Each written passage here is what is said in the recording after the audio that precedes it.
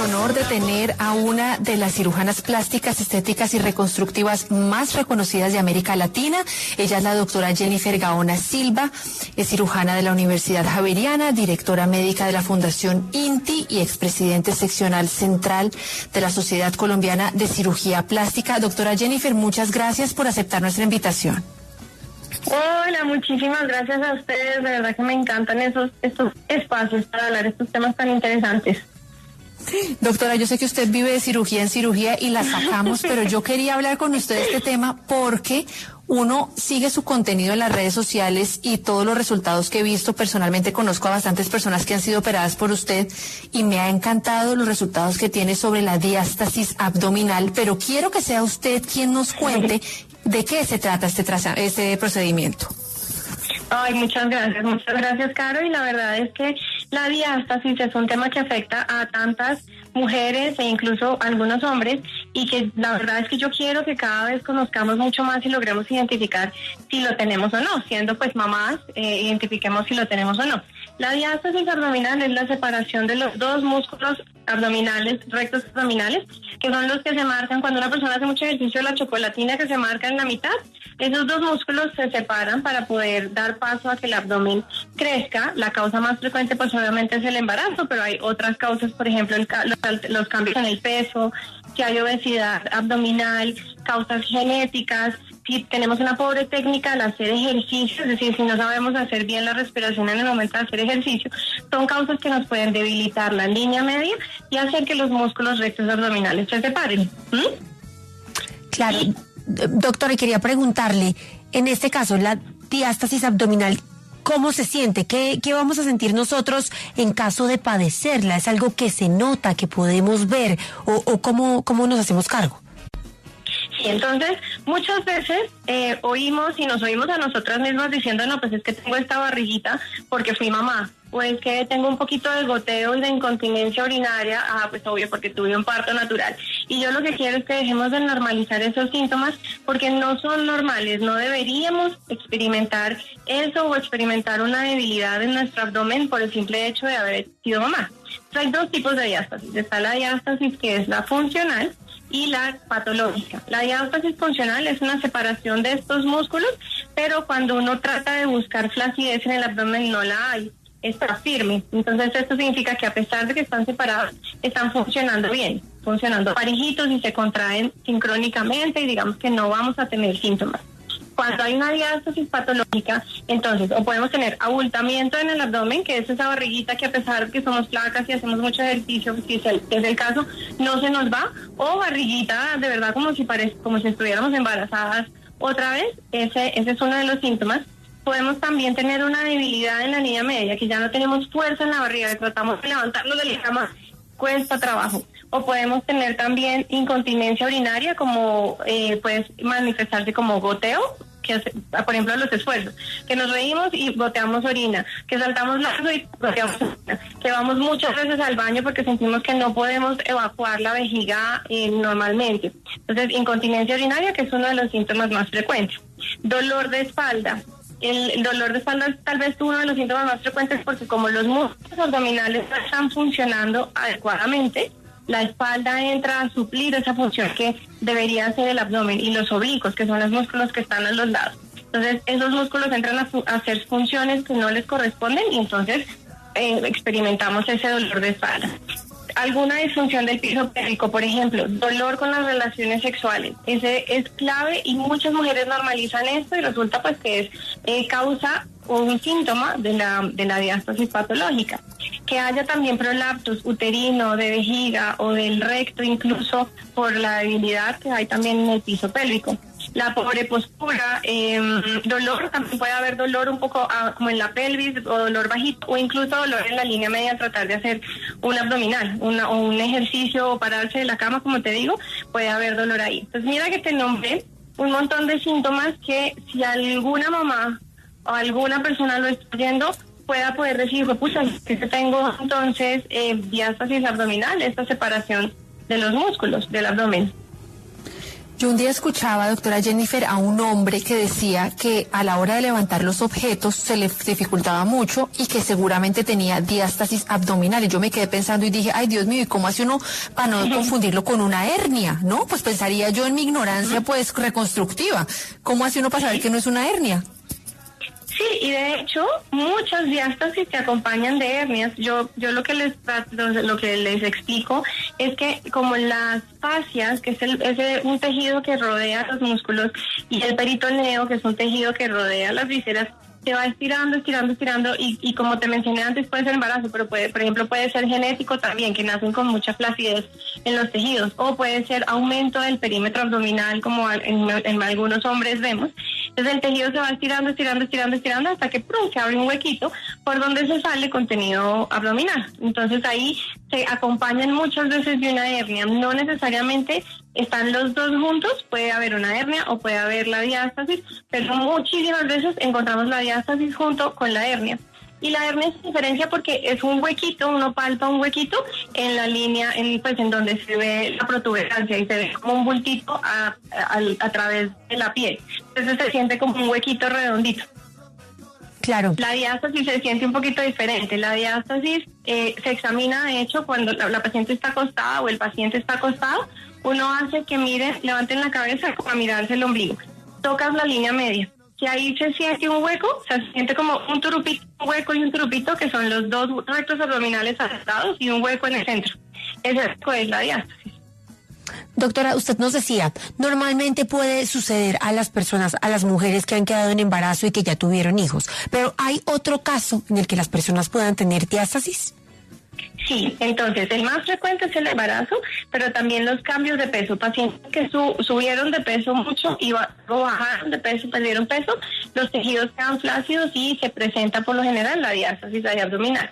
Cuando hay obesidad aumento del perímetro abdominal. Entonces lo que te decía ahorita de los hombres que tienen barrigas grandotas, ahí hay una diástasis también abdominal. O también por razones genéticas. En algunas enfermedades genéticas o hereditarias, los tejidos son más flácidos, como que se estiran mucho más, o hay otras enfermedades genéticas que pueden incluir la debilidad de la línea media del abdomen. E incluso una causa que me llamó mucho la atención durante pandemia es que muchas mujeres, obviamente antes iban a los gimnasios a entrenar, y luego, esto sí lo vi más frecuentemente en las mujeres, luego empezaron a entrenar en casa, con entrenadores virtuales o con programas que hacían ejercicio en casa, y me decían, es que yo no tenía esta barriga, y empecé a hacer ejercicio y veía que mi barriga cada vez se salía más, y es porque había una técnica no vigilada durante el ejercicio, con desconocimiento de que probablemente tenían una diástasis abdominal desde antes. Y entonces el hacer ejercicio mal hace que el oblicuo, que son los músculos que están a los lados, los de la cintura, se contraen hacia afuera, hacia los lados. Y eso abre los rectos abdominales y abre la línea media. Entonces empujaban hacia afuera y pues fueron empeorando su diástasis al punto en que ya se hizo notoria o sintomática. Esas son como las causas. Y no es exclusiva de mujeres, también incluye a los hombres. ¿Qué pasa, doctora Jennifer, si uno no se opera y tiene diástasis abdominal? ¿Seguiría igual o podría empeorar, o cuál sería pues el efecto secundario? Pues mira que lo que pasa es que es tan frecuente que ojalá la lográramos prevenir, porque se puede prevenir, tratar incluso durante los embarazos, y pues si la diagnosticamos después del embarazo, también en ese momento tratarla. Yo siempre les digo, no se puede dejar una diástasis patológica sin tratamiento. Lo que va a pasar a medida que va pasando el tiempo es que, miren lo que les expliqué ahorita, que lo oblicuo, cada vez que uno hace algún movimiento con el abdomen, ya sea pararse de la cama, alzar el bebé, empujar el cochecito para tratar de pararnos derechas, y a medida que vamos envejeciendo, pues los tejidos cada vez van a tener más flacidez. Entonces los oblicuos cada vez van a jalar hacia afuera, y va a ir empeorando la diástasis y con ello los síntomas. que los síntomas, lo que te conté, los más frecuentes son dolor de espalda, incontinencia urinaria, dolor con las relaciones sexuales, estreñimiento o diarrea, o que el útero y la vejiga se caigan, que haya prolapsos, es decir, que la vejiga sale por la vagina, el útero, por el piso pélvico, el útero por la vagina. O sea, vamos a ir empeorando cada vez estos síntomas. Y no sé, yo estoy segura que ustedes han oído que a mi abuelita la operaron de la vejiga, que a la tía, porque tenía incontinencia urinaria, también le hicieron un levantamiento del útero. O mi mamá tiene incontinencia urinaria y se nos vuelve muy normal el pensar en que a partir de cierta edad tenemos que usar toallas para la incontinencia urinaria, para el goteo. Entonces, a medida que vamos a ir envejeciendo, si no tratamos esta diástasis, lo que va a pasar es que vamos a empeorar los síntomas y más adelante requeriremos cirugías para tratar esos síntomas, habiendo podido corregirlos desde el diagnóstico de la diástasis, pues, diagnóstico de diástasis temprana.